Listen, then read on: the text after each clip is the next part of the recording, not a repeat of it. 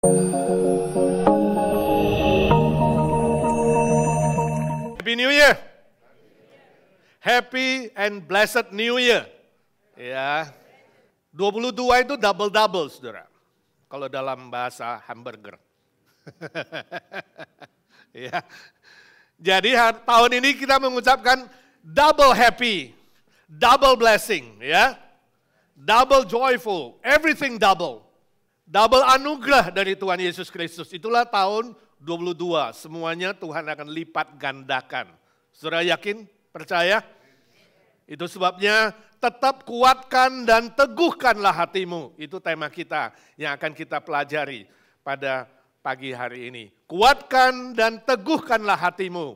Mari kita baca firman Tuhan dalam kitab Yosua, pasal 1 ayat 1 sampai 9. Demikian firman Tuhan. Sesudah Musa hamba Tuhan itu mati, berfirmanlah Tuhan kepada Yosua bin Nun, abdi Musa itu, demikian. Hambaku Musa telah mati. Sebab itu bersiaplah sekarang. Seberangilah sungai Yordan ini, engkau dan seluruh bangsa ini, menuju negeri yang akan kuberikan kepada mereka, kepada orang Israel itu. Setiap tempat yang akan diinjak oleh telapak kakimu, kuberikan kepada kamu. Seperti yang telah kujanjikan kepada Musa. Dari padang gurun dan gunung Libanon yang sebelah sana itu, sampai ke sungai besar, yakni sungai Efrat, seluruh tanah orang Het, sampai ke laut besar, di sebelah matahari terbenam, semuanya itu akan menjadi daerahmu. Seorang pun tidak akan dapat bertahan menghadapi engkau seumur hidupmu.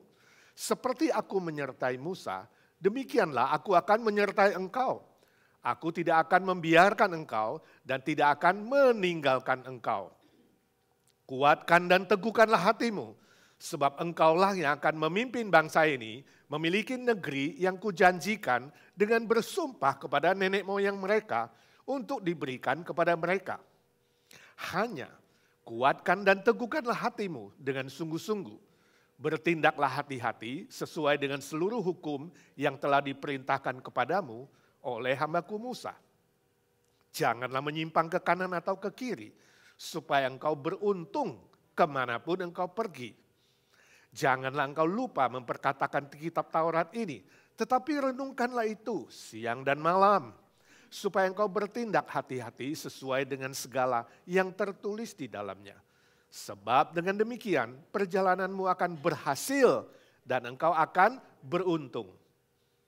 Bukankah telah kuperintahkan kepadamu, kuatkan dan teguhkanlah hatimu? Janganlah kecut dan tawar hati, sebab Tuhan Allahmu menyertai engkau kemanapun engkau pergi. Saudara perhatikan enggak? Berapa kali diulangi, kuatkanlah dan teguhkanlah hatimu. Di akhir tahun 2021, ada sebuah perenungan dalam tulisan pantun yang berjudul Selamat Tinggal Tahun 2021. Demikian isinya. Tahun 2021 datang membawa badai yang amat deras. Virus corona tidak mereda, tapi menerpa makin ganas. Varian Delta dan varian Omikron mencari mangsa dengan buas. Tumbangnya Donald Trump bikin orang gemas dan cemas. Kaum liberal beraksi makin gila dan makin keras. Penipuan, penjarahan, kejahatan makin liar dan meluas. Banjir di Jerman, longsor di Cina, topan di Amerika, bikin hati memelas. Letusan Gunung Merapi di Indonesia sampai hari ini tidak berhenti memanas. Korban aniaya dan penipuan lewat internet telah menembus garis batas. Hati dan pikiran manusia pun makin takut, gelisah, dan was-was. Apakah saudara dalam pergumulan bencana seperti ini? Ketika kita membaca firman Tuhan tadi, 3 kali diulangi. 3 kali. Tuhan katakan kepada Yosua, kuatkan dan teguhkanlah hatimu. Itu sebabnya saya angkat kalimat itu menjadi tema khotbah kita.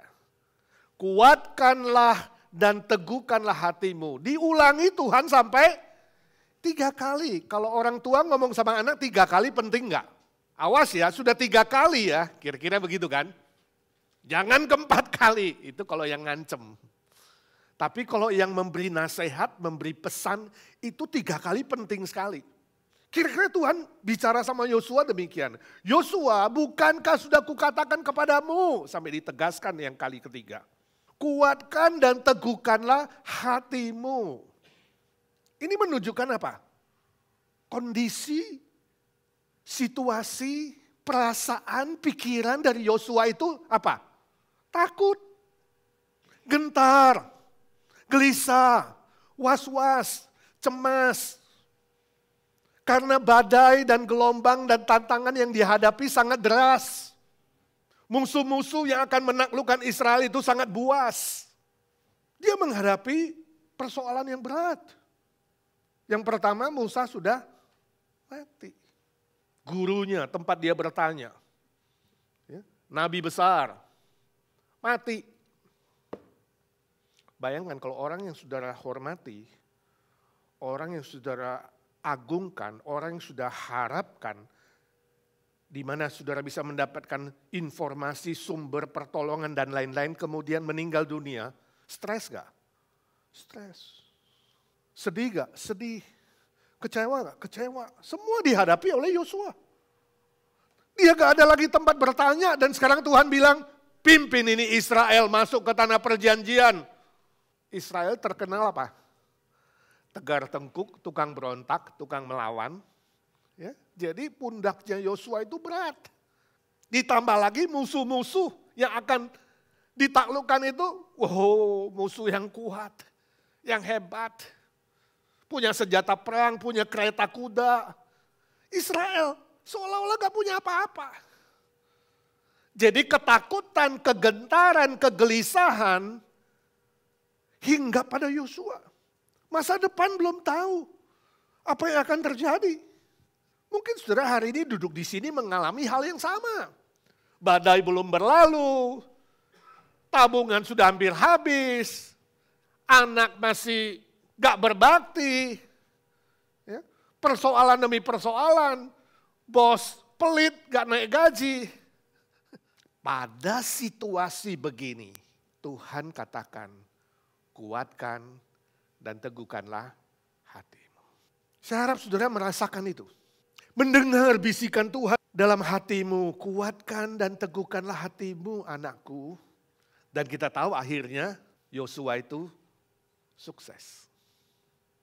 Dia bisa memimpin Israel masuk ke tanah perjanjian. Nah, pantun tadi belum selesai, ada lanjutannya. Hati dan pikiran manusia pun makin takut, gelisah dan was-was. Namun kasih setia Tuhan melampaui semua tragedi di atas. Kita patut bersyukur untuk pemeliharaan Tuhan yang tak terbatas. Bila kita diizinkan masuk ke tahun baru dengan aman dan masih bernafas. Semua itu adalah anugerah Tuhan yang tinggi, lebar, dalam dan luas. Walaupun masa depan belum jelas, jangan coba-coba mengambil jalan pintas, tapi jadikanlah firman Tuhan sebagai kompas. Maka hidupmu akan sukses, bahagia, dan puas. Amin. Bila hari ini saudara sungguh-sungguh mengaminkan dan mau sukses, mau berhasil dan beruntung, itu tadi kata firman Tuhan. Seperti Yosua yang memimpin Israel masuk ke tanah perjanjian, maka kita harus belajar menguatkan hati dan meneguhkan hati di dalam Tuhan. Seperti Yosua, ada 3 rahasia kita mau belajar dari dia. Yang pertama, dia memegang janji berkat Tuhan. Janji berkat Tuhan. Ini diucapkan 2 kali, 2 ayat. Ayat ketiga, Tuhan berjanji sama Yosua. Yosua, tempat yang akan diinjak oleh kakimu akan menjadi milikmu. Itu kujanjikan seperti Musa aku janji sama kamu. Itu janji berkatku. Yosua masih was-was. Lalu Tuhan ulangi ayat ke-6. Kamu akan memimpin bangsa ini masuk ke tanah perjanjian. Seperti aku janji kepada nenek moyang mereka. Siapa? Abraham, Ishak, Yakub. Jadi Tuhan bilang, aku sudah janji sama Musa, kamu masih gak yakin? Oke. Lihat catatan sejarah. Mulai dari Abraham, Ishak, Yakub, terus sampai ke Musa. Pernah gak aku ingkar janji? Pernah gak aku salah? Pernah gak aku gagal? Aku menggenapkan semua janji berkatku. Lengkap gak saudara? Kalau hari ini saudara ragu sama janji berkat Tuhan kepadamu, ada lobang-lobang keraguan di dalam hati dan pikiranmu, masih was-was dan cemas, Tuhan bilang, lihat catatan sejarah. Mulai dari siapa? Dari Adam bila perlu. Seluruh perjanjian lama, seluruh perjanjian baru, lihat sejarah gereja 21 abad. Pernahkah aku ingkar janji? Itu sejarah. Sekarang lihat sejarahmu. Sejak kamu lahir, pernah gak aku membiarkanmu dan meninggalkanmu? Saudara nangkep? Ketika saudara ragu terhadap janji Tuhan, Tuhan mau saudara memeriksa sejarah. Sejarah karya Tuhan di planet bumi ini. Dan sejarah karya Tuhan dalam hidupmu secara pribadi. Dan kamu masih bisa bernafas, duduk, beribadah. Itu adalah pemeliharaan Tuhan. Setelah saya bersyukur sekali Natal yang barusan lalu, kami alumni dari Seminari Alkitab Asia Tenggara, SAAT, ya singkatannya sangat terkenal, SAAT, menerima video kiriman dari mantan rektor kami, sekarang rektor kehormatan tinggal di Australia, Pendeta Dr. Peter Wongso. Kita semua dapat video 5 menit, senang dia udah kelas 9 saudara, masih sehat, seger, kuat, mengucapkan Merry Christmas, ya, Happy New Year, dan dia sharingkan kesaksian bagaimana Tuhan memelihara SAAT, Seminari Alkitab Asia Tenggara, sejak dari awal sampai tahun ini akan ulang tahun 70 tahun. Hari ini SAAT menjadi salah satu seminari yang terbaik, ya, dan ternama di Asia Tenggara sesuai namanya. Kampusnya bagus, perpustakaannya paling lengkap, ya, dan menghasilkan lebih 1.800 alumni di seluruh dunia. Sekolah kebanggaan saya dari banyak sekolah yang saya masuki, salah satu yang paling saya bangga adalah SAAT. Karena itu pertama kali mendidik saya tahun 1984. Pendeta Wongso menjadi rektor saat itu. Lalu dia bilang, sampai hari ini SAAT tidak menerima uang sekolah. Semua free saudara. Dan tidak pernah minta-minta uang kepada orang. Hanya berdoa. Kita berdoa waktu di saat itu seminggu sekali khusus untuk kebutuhan seminari. Tuhan kirimkan dana. Sampai hari ini tidak berkekurangan, selalu berkecukupan. Dia bilang, saya bersyukur selama ini, ya, SAAT tetap pada prinsipnya bahwa Tuhan sendiri yang mencukupkan. Nah, waktu saya sekolah tahun 1984 itu, ya, Pak Wongso pernah kesaksian bagaimana sejarah awal dari seminari itu. Dimulai oleh seorang pendeta dari Tiongkok namanya Dr. Andrew G. Nah, Dr. Andrew G itu seorang pendeta pengkhotbah yang berapi-api bersama John Sung ke Indonesia tahun 1950-an. Keliling khususnya Sumatera dan sebagian Jawa, KKR keliling saudara. Banyak orang Tionghoa bertobat dan percaya kepada Tuhan Yesus. Termasuk Pak Wongso di Medan, anak muda. Lalu kembali lagi ke Tiongkok, tahun 1952. Pak Ji, Dr. Ji masuk lagi ke Indonesia. Kenapa? Dia dapat visi dari Tuhan. Buka STT, Sekolah Alkitab untuk mendidik hamba-hamba Tuhan di Indonesia. Dia pergi ke Bandung, ya, buka STT, Sekolah Tinggi Teologi atau Sekolah Alkitab. Pak Wongso dari Medan, anak muda, Berangkat ke Bandung bawa 2 koper. Sampai ke Bandung dia kaget. Lihat, rumah tinggal Dr. G gede sekali, gedung besar. Wah, dia sampai depan pintu kaget. Rumahnya rektor besar sekali. Pastilah sekolah Alkitabnya lebih besar. Dia tok-tok-tok masuk, diterima sama pendeta Ji. Kalimat pertama dari Pak Wongso yang bawa koper kelelahan. Pak, mana sekolah Alkitabnya? Dr. Ji bilang, masih dalam doa. Hah? Gawat, jauh-jauh dari Medan bawa koper kira-kira mau sekolah. Sekolahnya masih dalam doa, berarti gak ada. Mahasiswanya berapa? Kamulah yang pertama. Lu gak ada siapa-siapa. Dosennya berapa? Masih dalam doa. Lah ini gak ada nih, gimana sekolah? Kecewa, pengen pulang, angkat koper. Dr. Ji bilang jangan pulang. Kita berdoa. Berlutut. Sama-sama. Saya doa, saya amin, kamu sambung. Kamu doa, kamu amin, saya sambung. Mereka doa bergiliran. Dan dalam doa itulah Pendeta Wongso mendengar Pendeta Andrew G mengutip Yosua pasal 1 ayat 3. Tuhan, Kau berjanji kepada Yosua, tempat di mana diinjak oleh kakinya akan menjadi miliknya. Kami minta janji itu untuk memulai sekolah Alkitab di Indonesia. Singkat cerita, besok mereka keluar cari tempat. Ya. Tahun itu juga, 1952, sekolah Alkitab dimulai dengan nama MAAT, Madrasah Alkitab Asia Tenggara di Bandung. Dengan 3 mahasiswa dan 6 dosen. Luar biasa ya.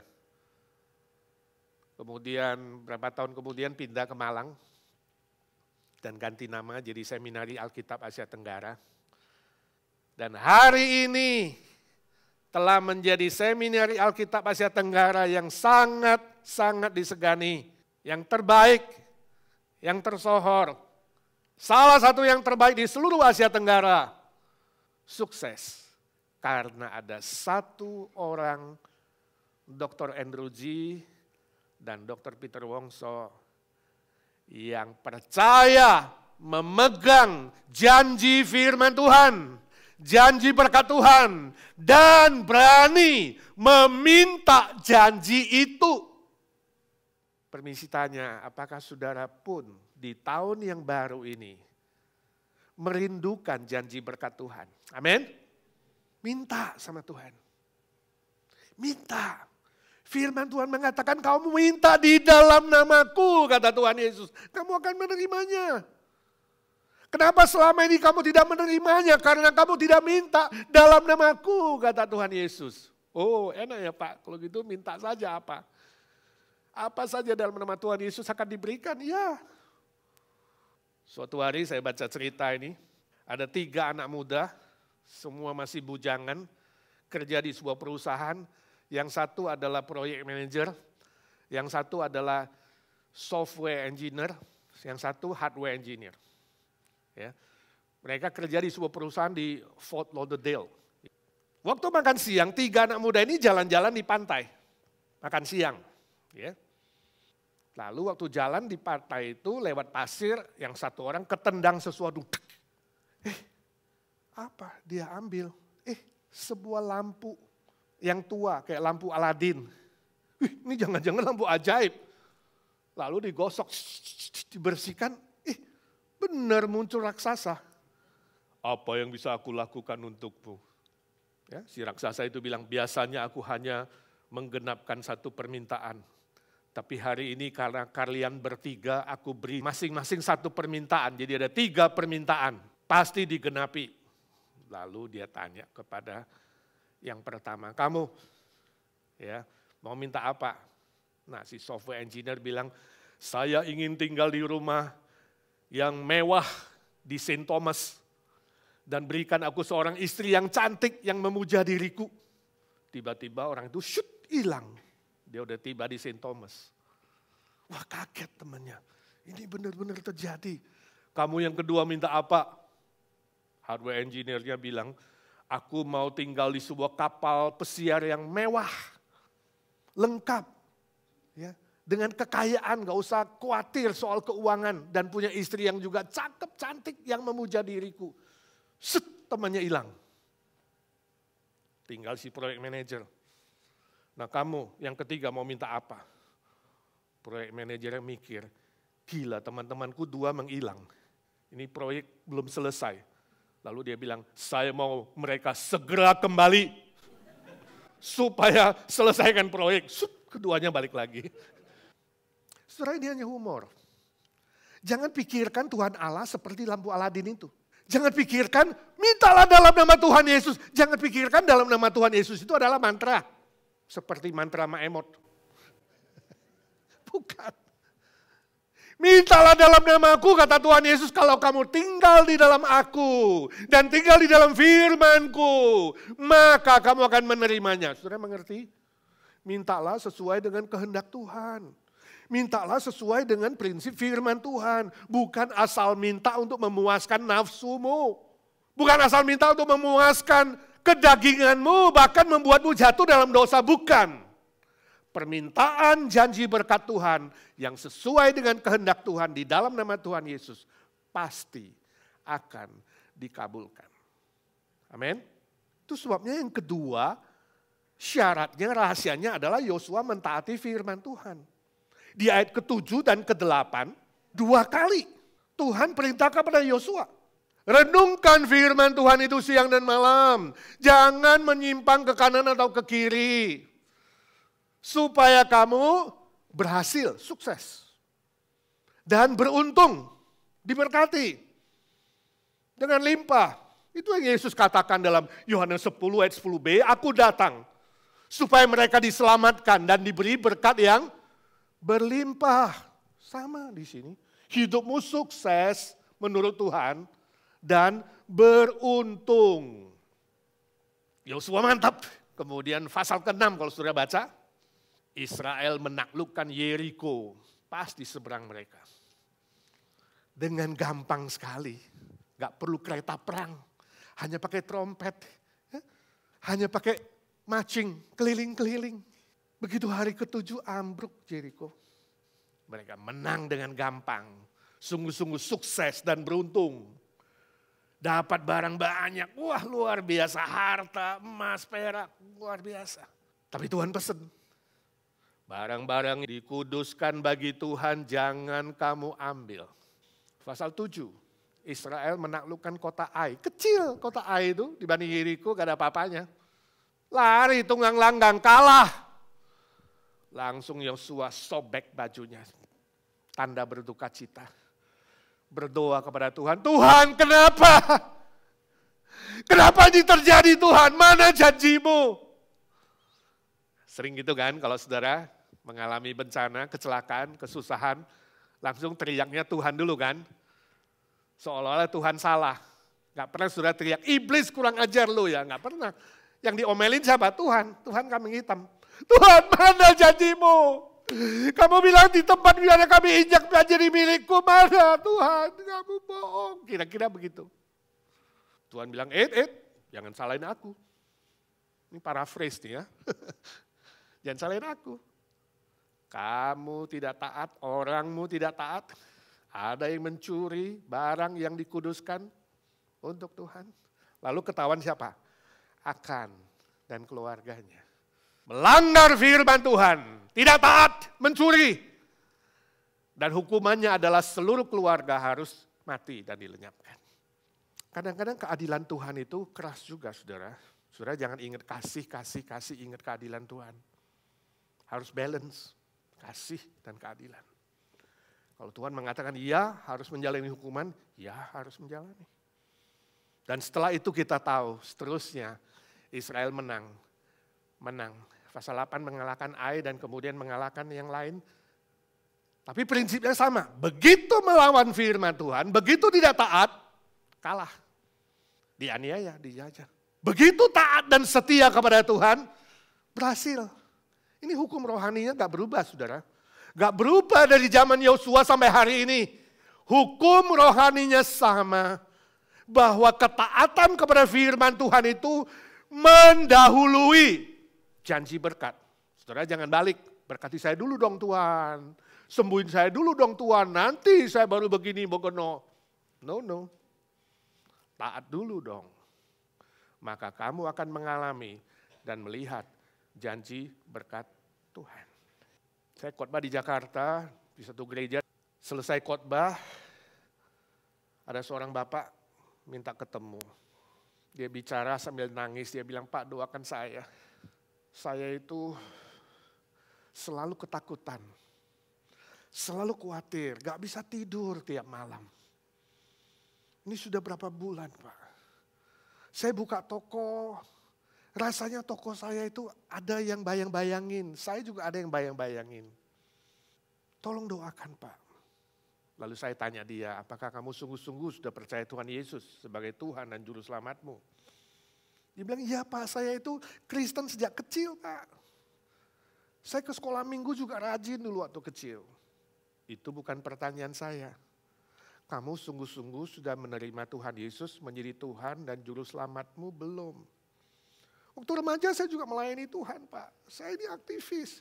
Itu bukan pertanyaan saya. Sekali lagi, kamu sungguh-sungguh sudah menerima Tuhan Yesus menjadi Tuhan dan Juru Selamatmu belum? Wah, dia makin nangis. Baru dia ngaku, Pak ampuni saya, bukan ke saya, ke Tuhan. Kenapa kamu? Saya cari dukun Pak, karena bisnis lagi sepi. Tapi saya yakin bukan Mak Emot lah, Mak Emot palsu. Bisnis sepi, lalu dukun memasukkan sesuatu di kaki saya dan di pelipis. Sejak hari itulah, saya gak bisa tidur, saya ketakutan. Pak tolong saya.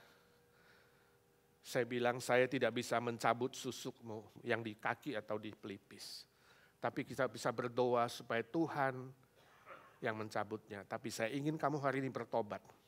Menerima Tuhan Yesus sungguh-sungguh secara pribadi menjadi Tuhan dan Juru Selamatmu. Jadi singkat cerita saya injili ulang. Dia terima Tuhan Yesus, dia menangis, dia menyebutkan semua dosanya, kemudian saya doakan. Ya. Dan kami berdoa bersama dalam nama Tuhan Yesus supaya susuk yang di pelipis dan di kakinya tidak berfungsi lagi. Berapa minggu kemudian saya lihat dia tersenyum ketemu saya. Ngobrol dan dia bilang, Pak terima kasih ya. Sejak didoakan saya sudah bisa tidur. Sekarang saya buka toko gak ada lagi yang bayang-bayangin saya. Puji Tuhan, bisnis yang kemudian maju. Saudara jangan coba-coba bermain dengan si jahat. Ingat ya, iblis gak pernah bisnis rugi. Kalau saudara bermain-main dengan dia, dia akan ikat kamu. Dan kamu tidak akan diberkati oleh Tuhan. Memasuki 2022, apakah saudara ingin sukses dan beruntung? Taati firman Tuhan tanpa kompromi sepenuhnya, maka kau akan berhasil dan beruntung. Yang ketiga, rahasia ketiga, Yosua yakin terhadap penyertaan Tuhan. Ayat kelima. Tuhan bilang, seperti aku menyertai Musa, aku menyertaimu. Ayat 9. Ya, kuatkan dan teguhkan hatimu, aku akan menyertaimu kemanapun engkau pergi. Saudara, 2 kali diulangi. Saudara melihat bahwa itu penegasan dan itu sangat penting. Penyertaan dari Tuhan adalah kekuatan yang terbesar untuk mengalahkan semua serangan, cobaan, dan ujian, dan tantangan yang ada. Takutnya Yosua, gentarnya Yosua, gelisahnya Yosua diganti dengan iman, kekuatan untuk maju, berperang, dan memimpin Israel, dan dia sukses masuk negeri perjanjian Kanaan. Saya gak tahu apa yang membuat takut dan gentar hatimu hari ini. Tapi engkau yakinlah kalau Tuhan Yesus berada di sisimu, tidak pernah meninggalkanmu, itu kekuatan terbesar. Amin. Nanti kalau saudara punya waktu baca di rumah. Dalam 2 Raja-Raja 6, 15-17 itu adalah peristiwa orang Israel melawan Aram. Waktu itu Nabi Elisa, ya, yang menjadi pemimpin atau nabi mereka. Suatu pagi ketika buka pintu, kagetlah bujangnya, ya, pembantunya Elisa. Dia bilang, celaka tuanku. Saya melihat ada begitu banyak pasukan Aram yang akan menyerang kita. Si Elisa punya mata iman, dia melihat bahwa pasukan-pasukan yang menyertai dia dan pasukan Israel banyak sekali. Pasukan malaikat. Itu mata iman. Makanya Elisa menjawab, gak usah takut. Yang menyertai kita lebih banyak. Lebih banyak dari yang menyertai mereka. Lalu Elisa minta izin sama Tuhan. Kasihlah bujang ini lihat. Ya, beberapa detik. Lalu mata bujang itu dibuka, dilihatlah. Sekeliling gunung sekitar Elisa. Dan umatnya Tuhan. Penuh dengan pasukan malaikat. Ya, kereta perang dari surga.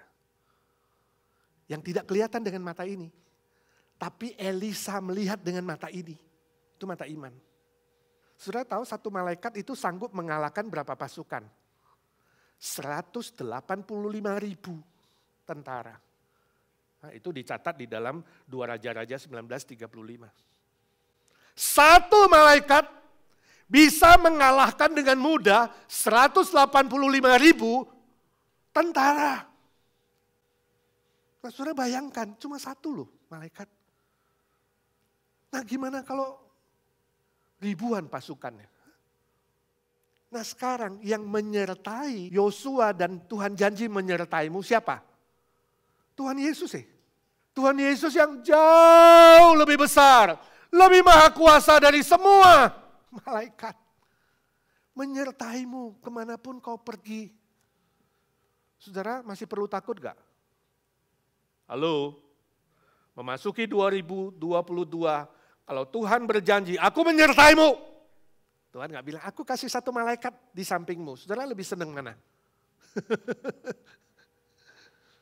Aku menyertaimu. Bukan malaikat loh, Tuhan sendiri loh. Menyertaimu.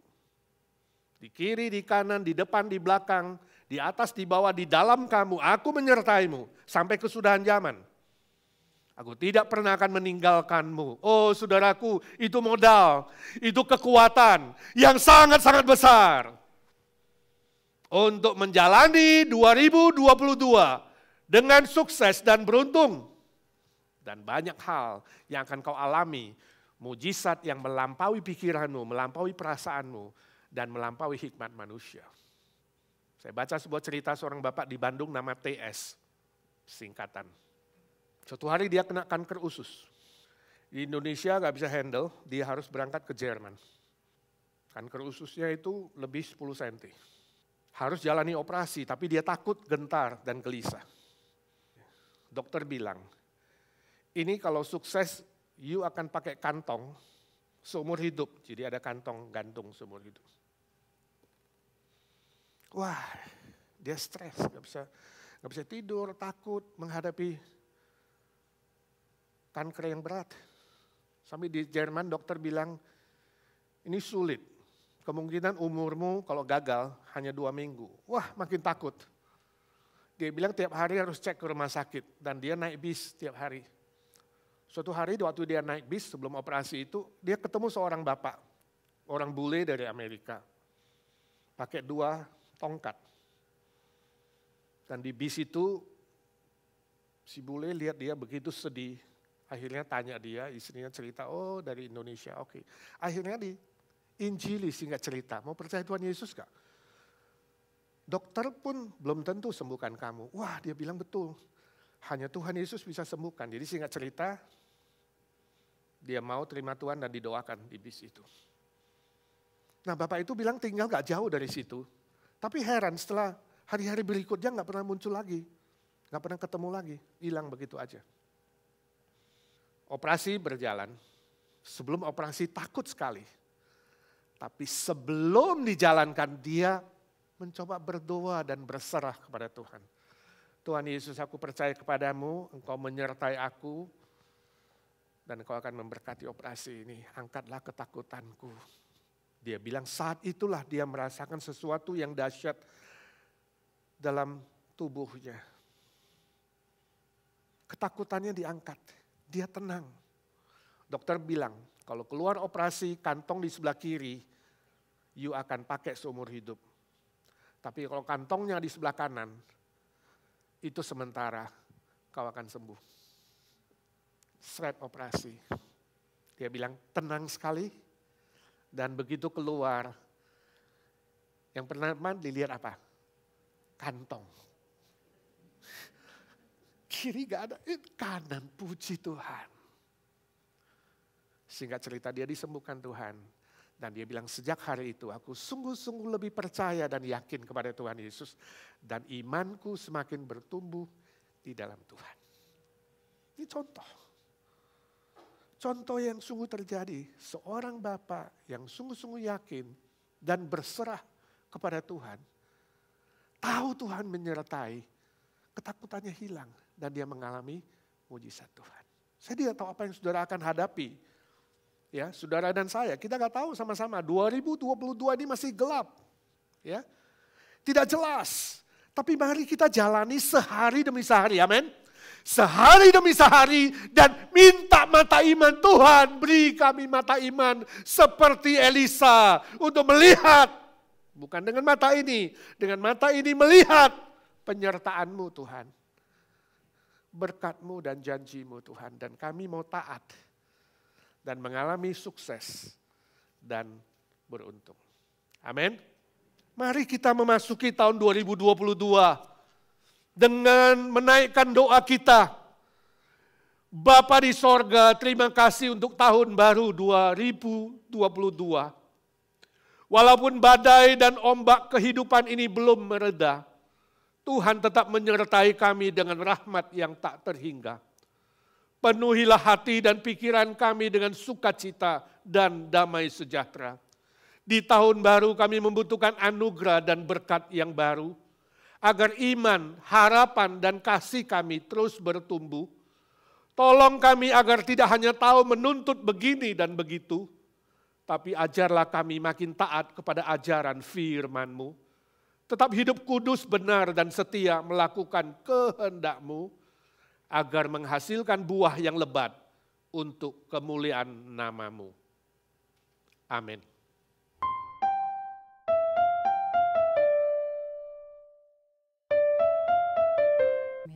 Dengan tetap berdiri kita akan menaikkan lagu respon kita. Kini tiba saatnya.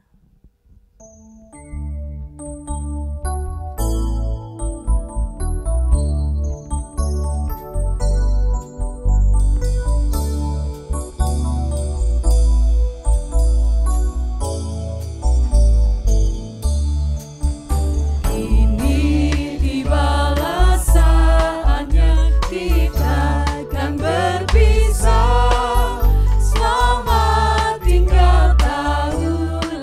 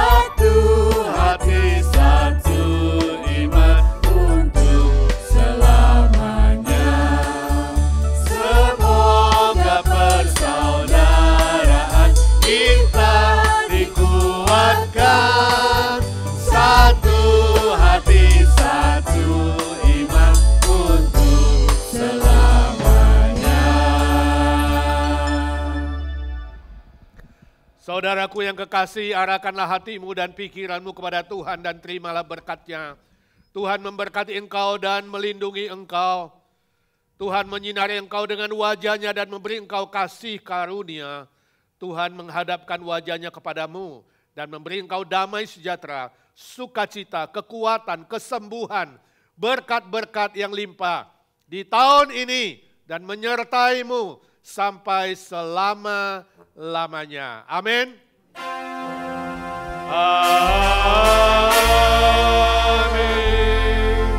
Amin. Amin.